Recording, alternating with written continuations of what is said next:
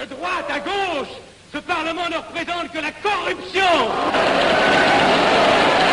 Vous, capitalistes, vous n'avez cessé de pousser la classe ouvrière à la misère.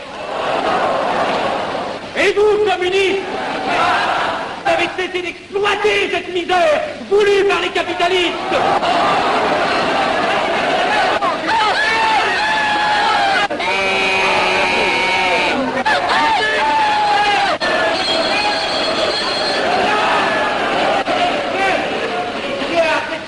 Et vous tous, parlementaires, désuets et périmés, insultez-moi le parlementarisme.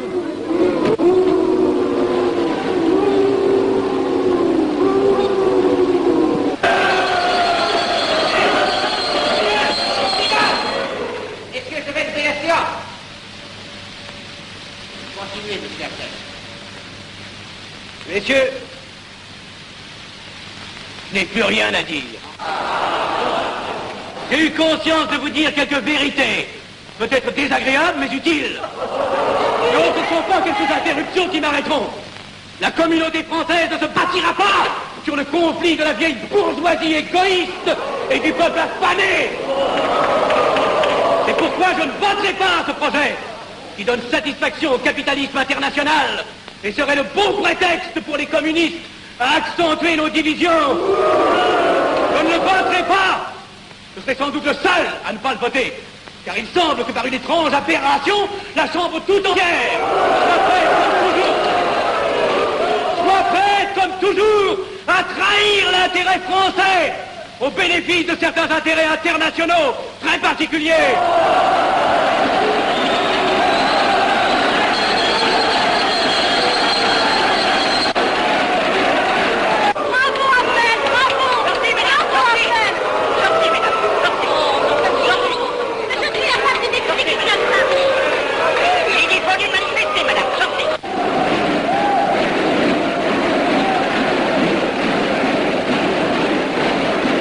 Il a du courage, ce petit Afnel.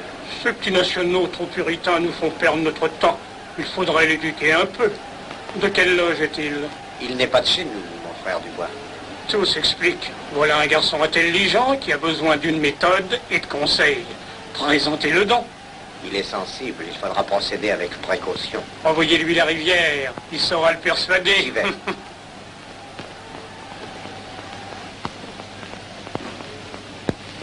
Mon cher vénérable, nous avons un service à vous demander. Enfin, dis donc, je vous suis tout dévoué. Le jeune Afnel qui vient de parler assez brillamment devrait subir les épreuves de l'initiation. La maçonnerie lui apporterait beaucoup et le disciplinerait. Ne croyez-vous pas? J'y pensais déjà. Nous allons nous en occuper activement. Alors, je suis brisé. Comment avez-vous trouvé mon discours? Excellent. Vous leur avez dit de fort bonnes vérités. Ouais, ça n'a pourtant servi à rien, ils ont voté le projet. Ça ne sert jamais à rien de dire la vérité. Les gens n'aiment pas la vérité. Ils préfèrent de beaucoup les mensonges. Vous êtes cynique. Non. J'ai une certaine expérience politique, déjà ancienne. À propos, voulez-vous venir un peu avec moi? J'ai quelque chose à vous dire. Volontiers.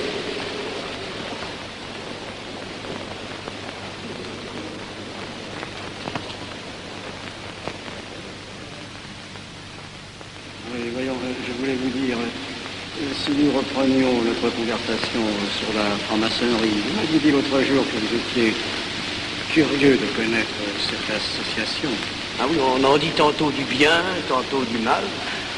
Je vous avoue que je n'aime pas beaucoup les sociétés secrètes. La franc-maçonnerie n'est pas une société secrète. C'est une société discrète. Pourquoi éprouves-tu tant de répugnance à me voir entrer dans la franc-maçonnerie? Cette association me semble suspecte. Il ne doit y avoir que des arrivistes là-dedans. Non, voyons, sont peut-être aussi des braves gens animés d'un idéal sincère. Le texte qu'ils m'ont donné est rempli de bonnes idées.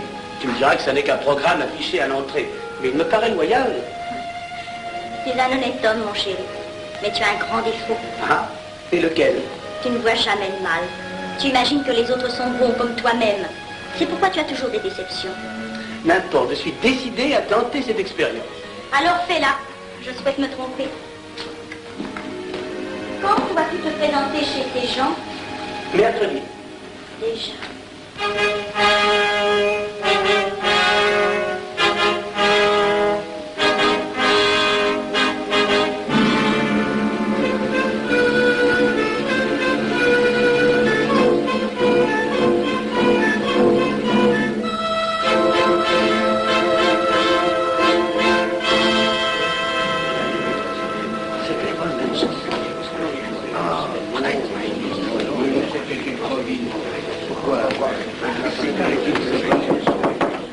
Mes frères, les travaux reprennent force et vigueur.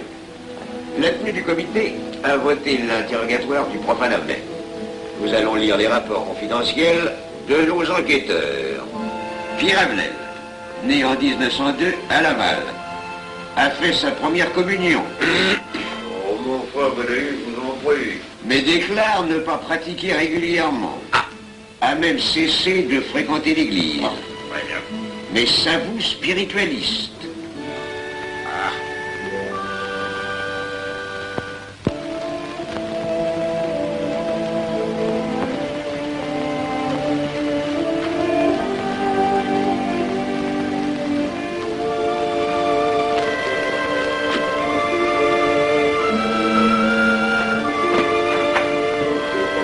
Monsieur, voulez-vous aussi?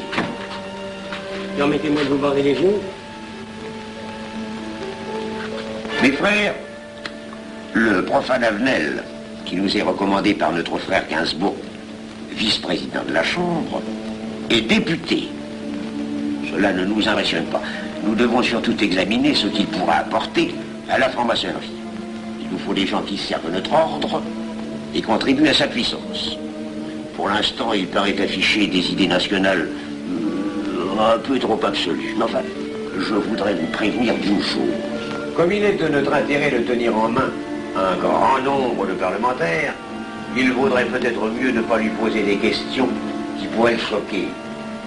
On nous le signale comme assez sensible sur les questions spirituelles ou religieuses. Quand il aura travaillé quelque temps parmi nous, il aura évolué.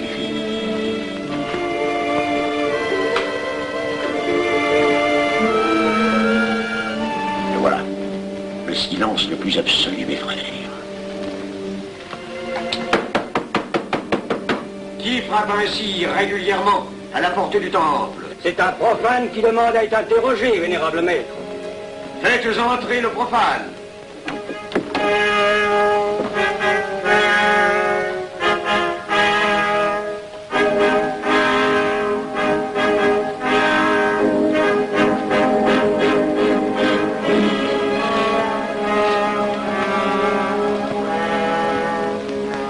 Monsieur, vous avez déclaré vouloir faire partie de la franc-maçonnerie.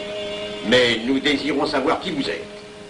Nous allons donc vous interroger sur vos sentiments, vos croyances, vos idées politiques. Répondez-nous sans vous troubler, mais en nous disant la plus stricte vérité. Consentez-vous à cet interrogatoire? J'y consens. Monsieur, croyez-vous en Dieu?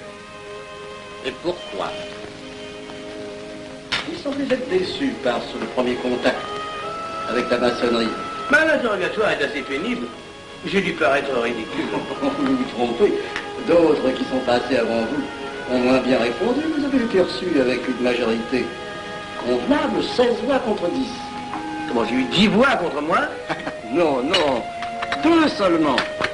2. Mais les voix d'opposition comptent pour 5. Ah. Un opposant de plus, et vous étiez blackboulé. La maçonnerie est difficile sur le choix de ses candidats. Pas assez, mon cher, pas assez. Je dois même vous avertir que lorsque vous serez en loge, vous serez déçu. Le milieu maçonnique est épouvantablement médiocre. Vous verrez que vous nous apporterez plus que vous ne recevrez. Mais ces rites dont vous m'avez parlé, ces initiations mystérieuses... de bêtises. Il y en a qui y attachent un certain sens symbolique. La plupart des maçons ritent eux-mêmes de ces vieilles pratiques désuètes. Seulement le jour de votre initiation, tenez-vous bien, les épreuves de la cérémonie ne sont pas commodes.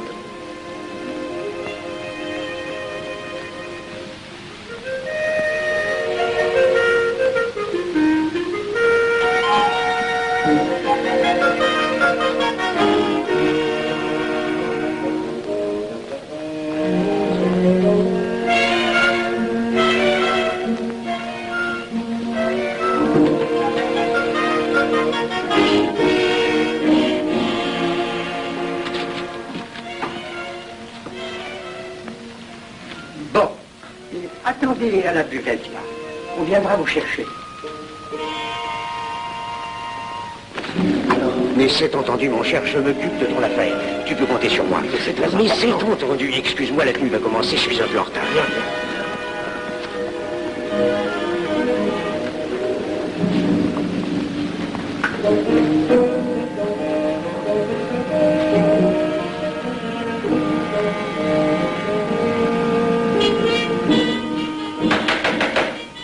Prenez place, mes frères, nous allons ouvrir les travaux. Mon frère Durand, veuillez prendre place à l'ordre.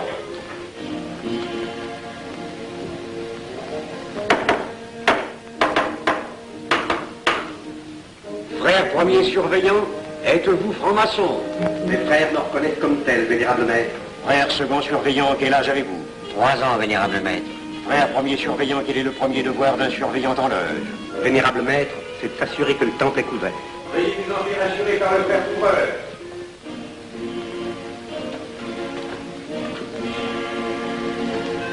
Le temple est couvert, vénérable maître. Frère second surveillant, quel est le second devoir des surveillants en loge? Vénérable maître, c'est de s'assurer que tous les frères présents sont membres réguliers de la loge ou visiteurs connus. Debout et alors, mes frères. Frère premier et second surveillant, assurez-vous que tous les frères rangés devant vos colonnes sont membres réguliers de la loge ou visiteurs connus.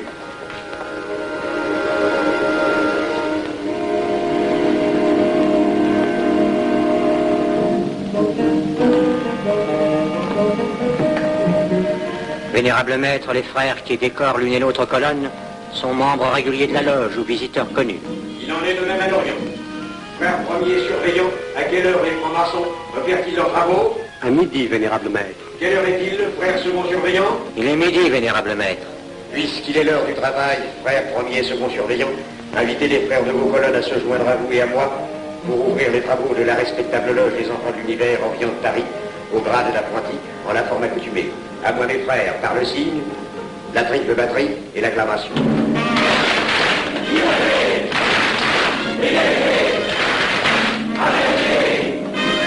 Prenez place, mes frères, les travaux sont ouverts. Mes frères, l'ordre du jour appelle l'initiation du profane Avenel. L'atelier a voté dans une précédente tenue la mission du dit profane. Nous allons donc ce soir le recevoir solennellement. Mon frère couvreur, veuillez aller chercher le profane Avenel qui a écrit son testament philosophique dans le cabinet de réflexion.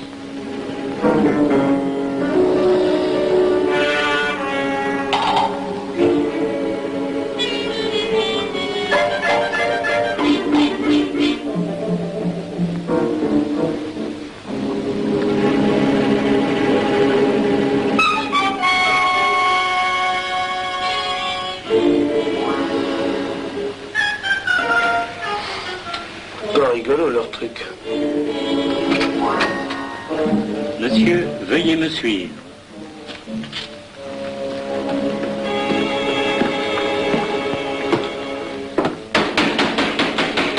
Qui frappe ainsi régulièrement à la porte du temple? Vénérable maître, c'est un profane qui demande à être reçu maçon s'il en est du désir. Frères, armez-vous de vos glaives. Faites entrer le profane.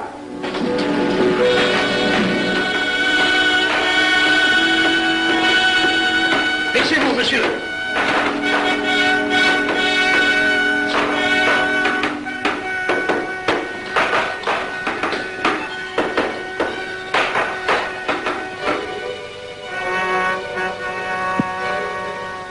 Monsieur, cette épée que vous sentez sur votre poitrine est toujours levée pour punir le parjure. Elle est le symbole du remords qui déchirerait votre cœur si vous deveniez traître à la société dans laquelle vous voulez entrer. Est-ce de votre propre volonté, en pleine liberté, que vous vous présentez parmi nous? Oui. C'est une institution qui ne procède que d'elle-même. Elle prend sa force dans la raison. Persistez-vous toujours dans vos intentions? Êtes-vous bien déterminé à vous soumettre aux épreuves, quelles qu'elles puissent être? J'y consens. En ce cas, confiez-vous à la main qui va diriger vos pas. Mais comme il serait imprudent de s'imposer des obligations dont on ne connaîtrait pas l'étendue, il est de la sagesse de cette respectable assemblée de vous dire quels seront vos devoirs si elle vous admet dans son sein. Le premier est un devoir absolu de secret sur tout ce que vous pourrez entendre et découvrir parmi nous, ainsi que sur tout ce que vous verrez et saurez par la suite. Je dois exiger de vous un serment prêté sur la coupe des libations. Consentez-vous à le prêter? Oui. Frère expert, faites approcher le profane. Et vous, maître des cérémonies, apportez la coupe des serments. Présentez la coupe au profane.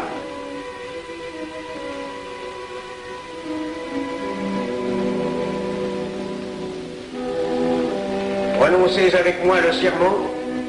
Je m'engage sur l'honneur, au silence le plus absolu, sur tous les genres d'épreuves qu'on pourra me faire subir.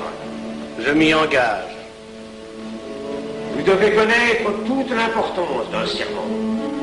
Si jamais vous manquiez à une parole aussi solennellement donnée, buvez. Buvez! Buvez!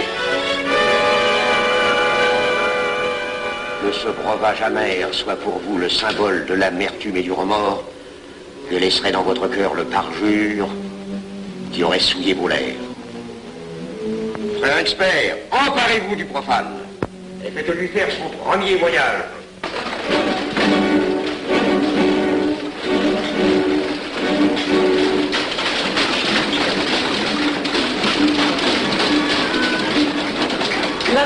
C'est un profane qui demande à être reçu maçon.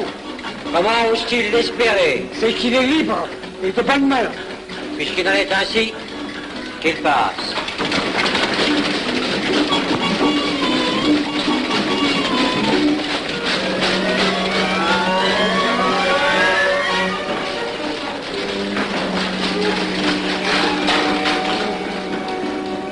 Monsieur, le voyage symbolique que vous venez de faire est l'emblème de la vie humaine. Le bruit que vous avez entendu figure les passions qui l'agitent. Les obstacles que vous avez rencontrés peignent les difficultés que l'homme éprouve et qu'il ne peut vaincre ou surmonter que grâce à l'aide qu'il trouve dans ses semblables. Frère expert, faites faire le deuxième voyage.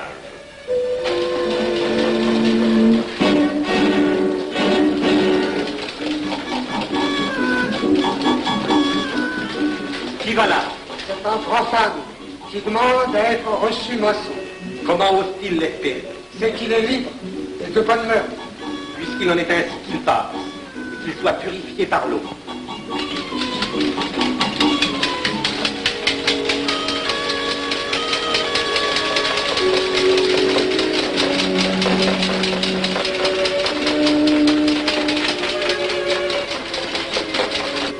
Monsieur, nous avons procédé à l'épreuve de l'eau qui représente l'épuration de votre esprit naissant à la vie maçonnique.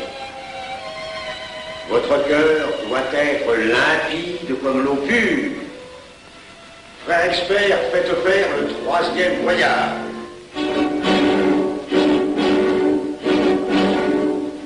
Qui va là? C'est un profane qui demande à être reçu maçon. Comment ose-t-il l'espérer? C'est qu'il est libre et de bonne mœurs. Puisqu'il en est ainsi qu'il passe par les flammes.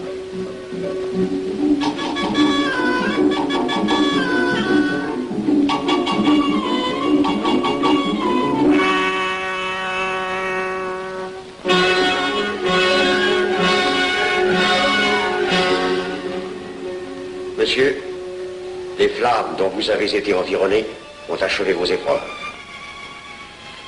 L'ordre maçonnique dans lequel vous demandez à être admis pourra peut-être un jour exiger que vous versiez jusqu'à la dernière goutte de votre sang pour sa défense et celle de vos frères. Je vais maintenant vous faire prêter serment à la franc-maçonnerie. Frère expert, amenez le profane à l'hôtel. Mes frères, debout, à l'ordre et lèvent vos mains.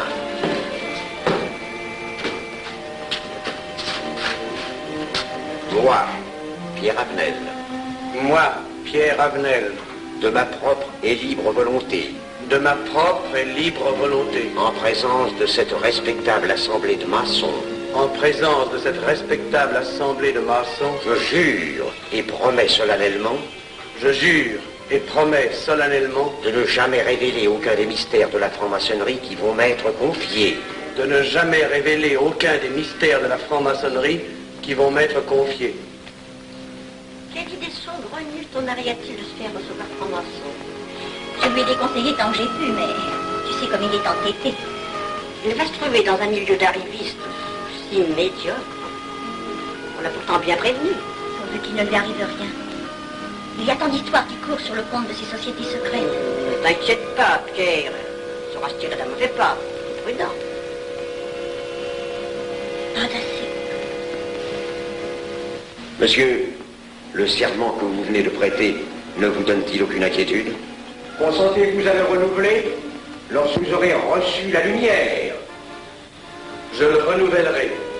Mes frères, nous allons donner la lumière aux profanes. Frère couvreur, préparez-vous à accomplir votre office. Que la lumière lui soit donnée à mon troisième coup de maillet.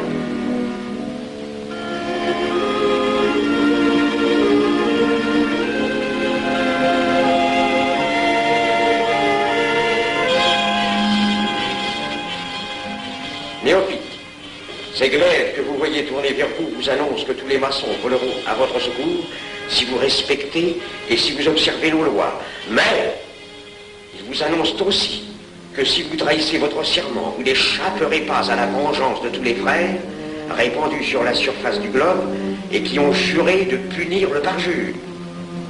Le jurez-vous, mes frères? Nous le jurons.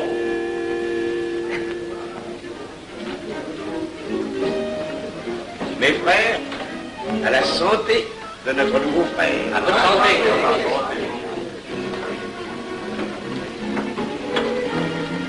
Mon très cher frère, qu'est-ce que vous pensez de cette soirée?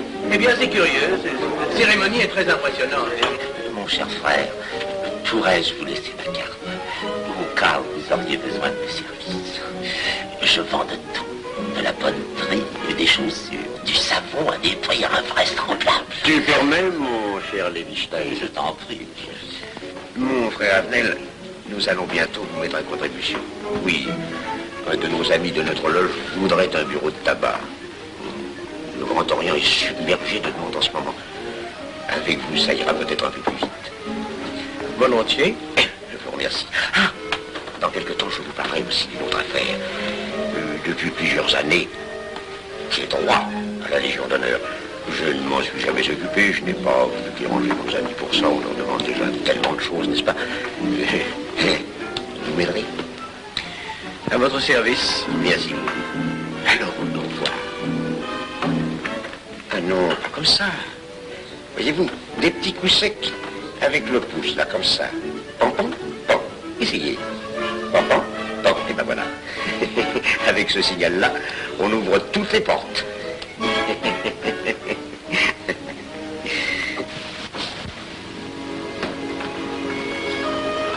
Alors,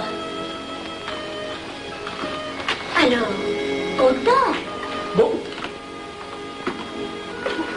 Tu as l'air contrarié. Oh non. Déjà déçu? Pas encore. Tu me raconteras la séance. Ah, j'ai juré de ne rien dire. Même à moi? Écoute, c'était pas ridicule. C'était étrange.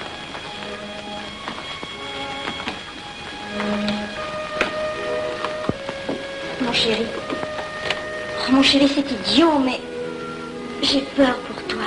Mais qu'est-ce que tu veux qu'il m'arrive? Oh, mon grand.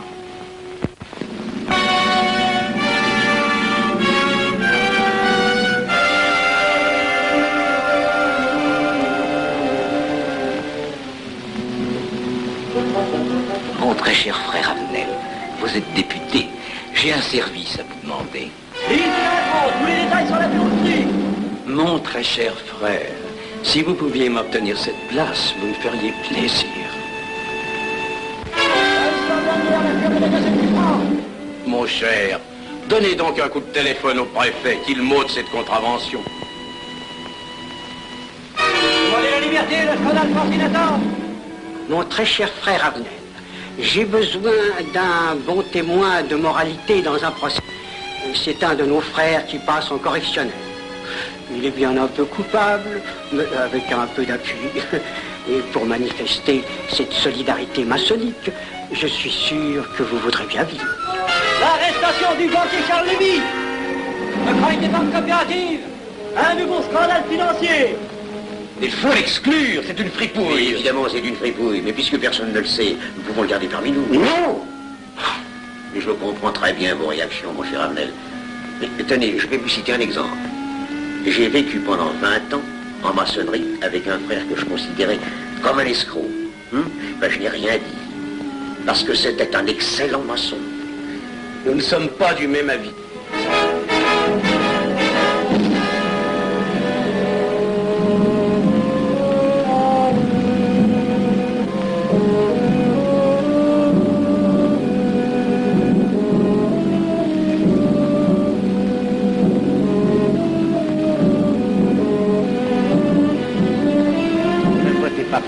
Pourquoi? C'est un adversaire de la maçonnerie. Mais son projet est excellent. Qu'importe, il nous dessert. Vous n'avez pas l'air de mon être. Non. Non, et non, je ne ferai pas ce que vous voulez. Un bout de mot de vous conformer à la discipline républicaine. La discipline républicaine et maçonnique. Je sais ce que c'est, allez, c'est une canaillerie.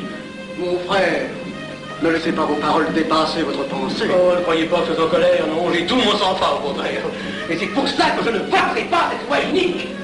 Vous détruisez ce pays en l'empoisonnant doucement. Abnel, vous ne parlez pas sérieusement.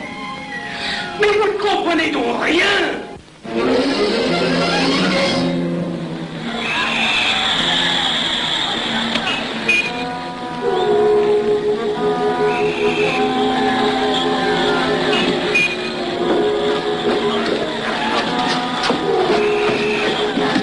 Que se passe-t-il? Regardez. Mais calmez-vous, mon vieux. Ce n'est rien. Rien.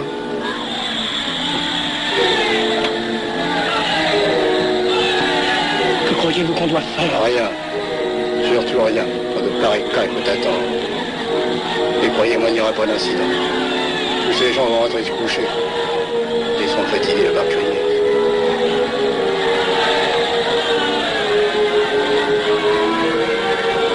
Qu'en pensez-vous, Abnel? Je voudrais être avec eux, place de la Concorde. Vous ne parlez pas sérieusement? J'ai pas envie de rire.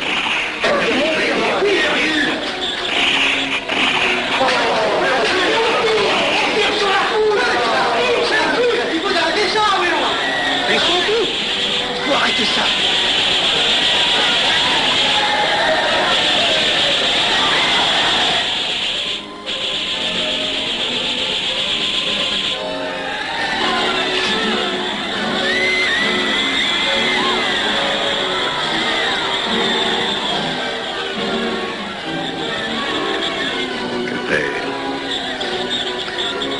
Trop tard. On tire encore. Coup de feu.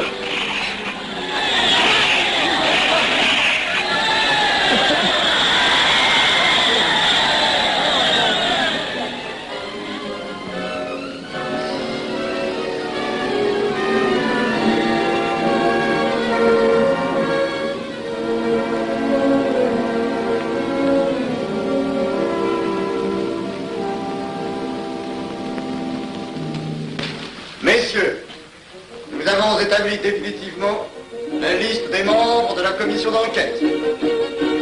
Tout le monde est bien d'accord pour la soumettre au vote de la Chambre. Pas d'objection? Le projet est accepté à l'unanimité. La séance est levée.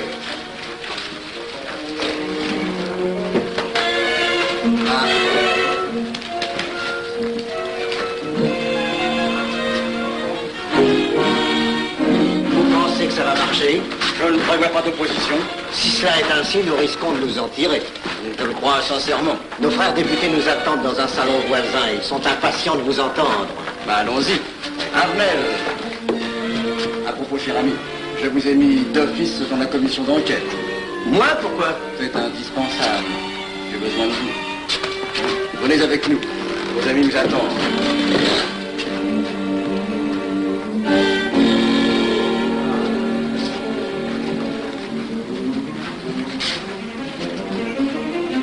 Mes frères, puisque nous sommes entre nous, je puis vous dire bien confidentiellement que nous allons traverser ces événements graves sans trop de dommages.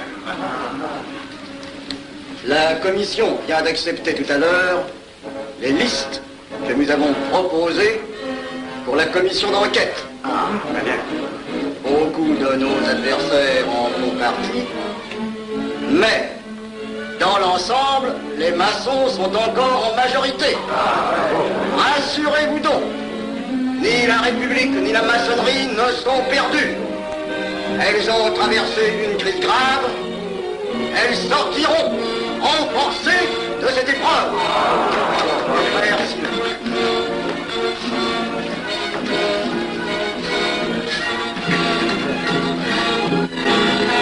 Demandez l'anti-Marfond, le scandale de la commission d'enquête. Demandez l'anti-Marfond, le scandale de la commission d'enquête. Vous me demanderez successivement le Quai d'Orsay, la Banque de France, l'état-major, le secrétaire général du Parti radical socialiste, le temps et les usines d'aviation Guerlain. Bien, monsieur.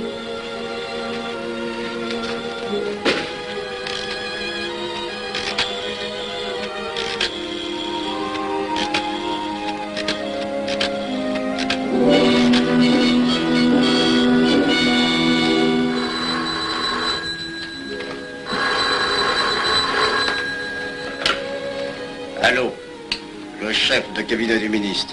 Allô? Mais oui, passez-le-moi. Lui-même, à vos ordres, votre très cher ami. Je ne peux rien vous dire par téléphone. Il pleut. Vous me comprenez? À merveille. Alertez tous nos amis à l'étranger. Qu'en aucun cas, on ne parle de nous. Silence. Compris. Allô, ici Général Maisonnat. À vos ordres, mon cher Larivière. Je compte sur vous, mon cher général, pour que l'armée ne varie pas politiquement. Elle doit rester divisée, avant tout. Ne craignez rien, j'ai déjà procédé à des changements importants. Tous les officiers suspects d'être contre nous ont été éloignés de Paris et séparés les uns des autres. Mes frères, il est indispensable de franchir cette mauvaise passe. Il ne faut pas trop de mouvement de course. N'est-ce pas, mon frère sous-gouverneur? Nous maintiendrons la monnaie. La presse de droite doit essayer d'attaquer la presse de gauche. Pendant quelque temps. Pour donner le change. C'est entendu.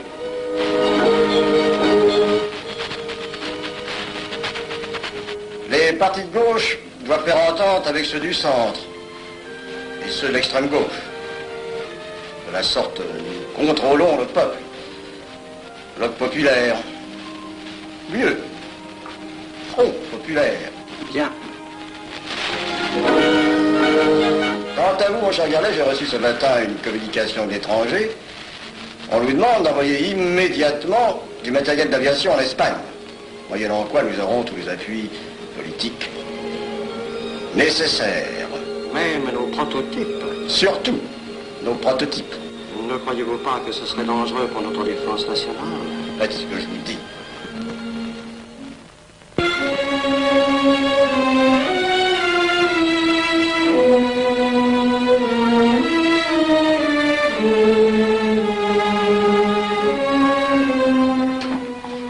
Monsieur Avenel, Faites entrer. Ah, bonjour, cher ami. Comment on va? bien, merci. Ah, je vous ai fait appeler. Que se passe-t-il? On ne vous voit plus. Vous le boudez? Oh non. Cigarette. Non, merci. Dites-moi, pourquoi avez-vous refusé de faire partie de la commission d'enquête? Oh, j'ai beaucoup de travail en ce moment et je fais déjà partie d'autres commissions. Avenel, répondez-moi franchement. Ce n'est pas parce que nous avons eu l'autre jour une petite discussion bien fraternelle? Eh bien, justement, si. Je voudrais vous parler de la franc-maçonnerie. Ah, mais bien, voyons, mais bien entendu. Asseyez-vous. Alors, je vous écoute. Eh bien, voilà, vous avez été mon présentateur, je vous dois une explication. Je suis décidé à déposer ma démission. Vous avez l'air d'avoir été déçu par la maçonnerie. Oh, pire, choqué. Pourquoi? Mais confessez-vous, mon vieux. Vous ne serez pas le premier maçon qui m'aura ouvert son cœur. Qu'est-ce qu'on vous a fait? Mais à moi, personnellement, rien. Mais je trouve ce milieu maçonnique... Pourri d'arrivistes écœurants. Je vous l'accorde. Ah, je ne vous le fais pas dire. Oh, croyez-vous que je sois dupe? Alors, je ne comprends pas. Tant de vertu affichées sur le programme à la porte. Tant de mystère à l'intérieur pour ne cacher que ces petites combines, ces appétits de comitard. Je m'attendais à trouver des hommes dévoués, sinon supérieurs. Au lieu de ça, je n'ai rencontré que des quémandeurs de bureaux de tabac ou de décoration, ou alors des fripouilles qui cherchaient à m'utiliser pour échapper à des condamnations. En dehors d'eux, des phraseurs, des sectaires ignorant tout, ne connaissant rien de l'histoire de leur pays, rien de l'histoire du monde, rien de la politique, rien de la philosophie, rien. Ah, des cerveaux vides, mais des dents longues et des langues folles. Et c'est cela qui gouverne la France. Quel grade avez-vous maintenant? J'ai été initié à la maîtrise il y a peu de temps.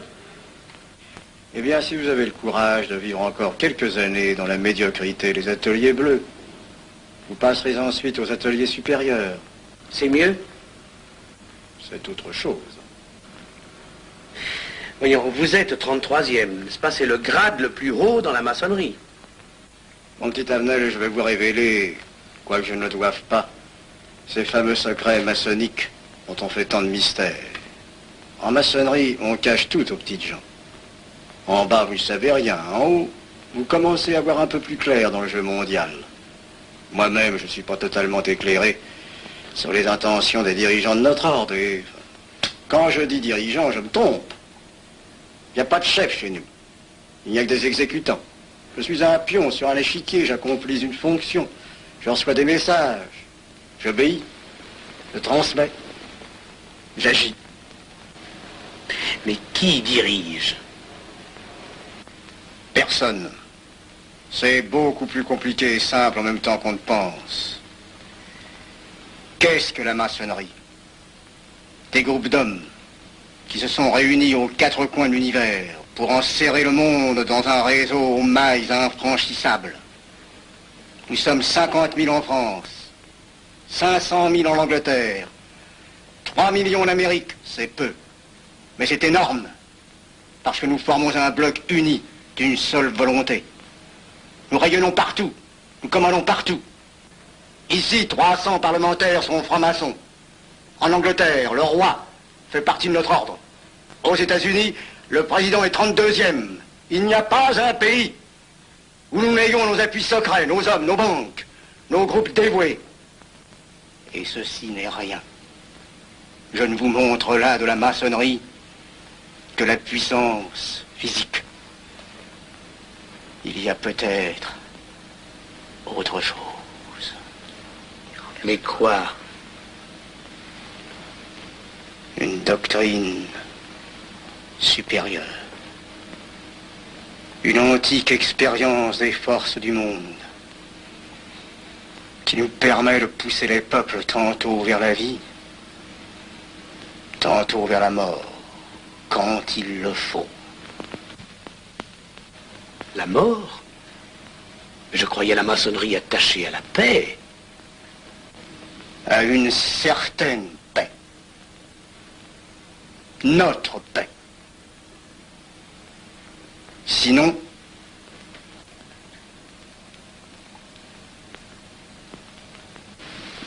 alors, cette démission, je vais réfléchir.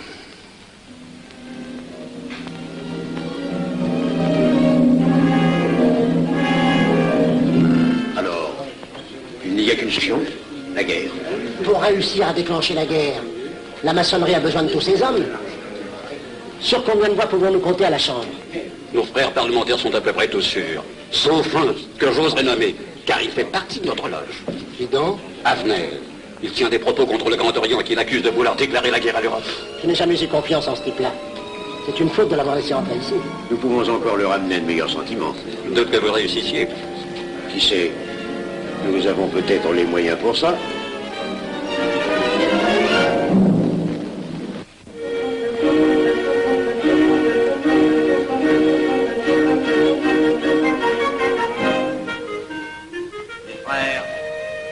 L'aviation allemande n'a pas d'appareil. Plus de 2000 accidents d'avion l'année dernière en Allemagne. La ligne Siegfried est à peine construite. Les tanks allemands marchent difficilement. Un détail entre autres qui m'a été rapporté par un de nos frères. Quand leurs tanks sont entrés à Vienne, on s'est aperçu que certains d'entre eux étaient en carton et montés sur des hautes bicyclettes. Croyez-moi, mes frères, il est très facile d'abattre le national-socialisme dont les exigences sans cesse accrues deviennent intolérables. Et libérer ainsi nos frères réduisent à l'esclavage. Jamais nous n'avons été plus près. En 15 jours, nous réglerions le sort de l'Allemagne.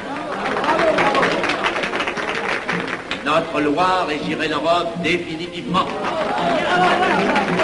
Notre victoire est sûre. C'est faux. C'est faux. Silence. Ce que dit cet homme est faux. Mon frère, je vous rappelle alors, vous n'avez pas la parole. Je le sais. Je suis député et membre de la commission de la défense nationale. Je ne peux pas laisser se prolonger un discours aussi manifestement erroné. L'appréciation de monsieur... De notre frère, Liechtenstein. Oui, si vous voulez. Sur l'état de l'armée que possède l'Allemagne sont des mensonges. Et ajoutez-vous à cela la stupidité. Et pourquoi vouloir une guerre entre l'Allemagne et la France? Mon frère, vous n'avez pas la parole. Peu m'importe. Mais je tiens à dire qu'aucun motif réel de conflit ne peut être invoqué. Vous le direz tout à l'heure, après l'exposé de notre frère. Non, je le dirai immédiatement, avant d'entendre des stupidités bellicistes. Mais vous tous, maçons, vous poussez à la guerre.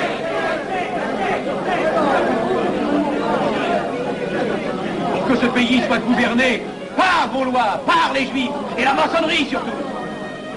Le peuple français ne se battra pas pour défendre une idéologie fumeuse, un régime ignoble, une république pourrie. Mon frère Avenel, je vous prie de couvrir le temple.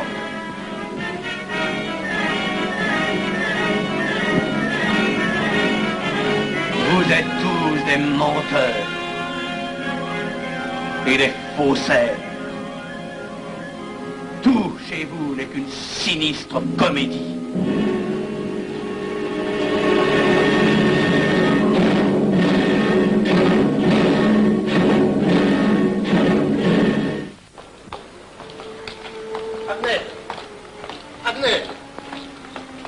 Avenel, excusez-moi, comme vous, j'habite Neuilly, c'est pourquoi je me permets de vous rejoindre. Oui, vous avez fort bien fait, monsieur. J'étais près de vous à la tenue. Je voulais vous féliciter. Oh, merci. Vous avez très bien fait de leur crier des vérités. Ce sont des fous. Malheureusement, il est impossible de leur faire entendre raison. Les événements sont pourtant indiscutables. Oui. Dites-moi, j'ai des documents confidentiels sur l'action actuelle de la maçonnerie qui peut-être vous intéresseraient. Des documents? Oui, des documents. Vous êtes député, il serait utile et urgent que je vous les communique. Mais je crois bien, où sont-ils? Chez moi, pas très loin d'ici. Si vous avez quelques minutes. Oui, volontiers, allons. Alors, qu'est-ce qu'on décide? Pétard ou couteau? Le couteau, ça fait moins de bruit. Attention, les voilà.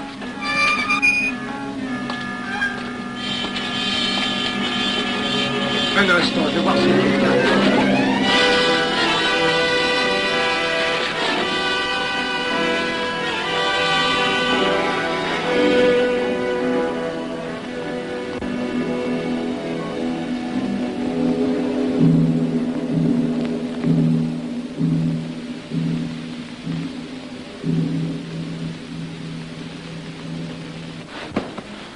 t'inquiète pas, mon chéri.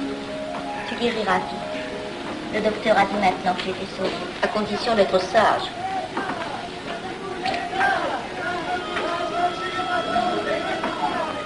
Qu'est-ce qu'on entend? C'est la mobilisation générale, mon chéri. Quoi, la mobilisation? Ne t'agite pas, je t'en supplie.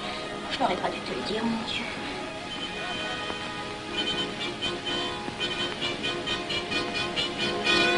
T'en fais pas, mon chéri. Tu reviendras vite.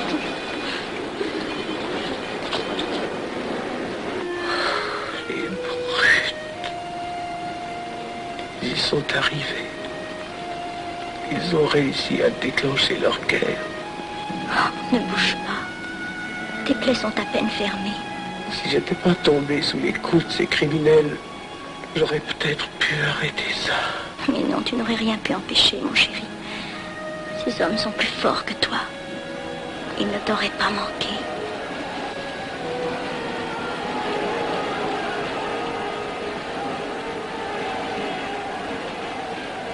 Qu'est-ce que c'est?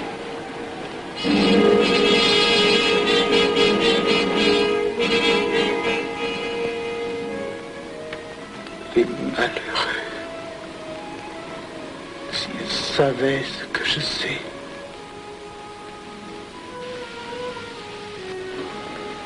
Mes frères, nous pouvons affirmer en toute sérénité que la franc-maçonnerie universelle a présentement atteint son but. Cette guerre qui est la nôtre est déclarée. Elle doit aboutir au triomphe de notre ordre. Il importe que le monde soit définitivement gouverné selon nos méthodes et par nos idées. Debout et à l'ordre.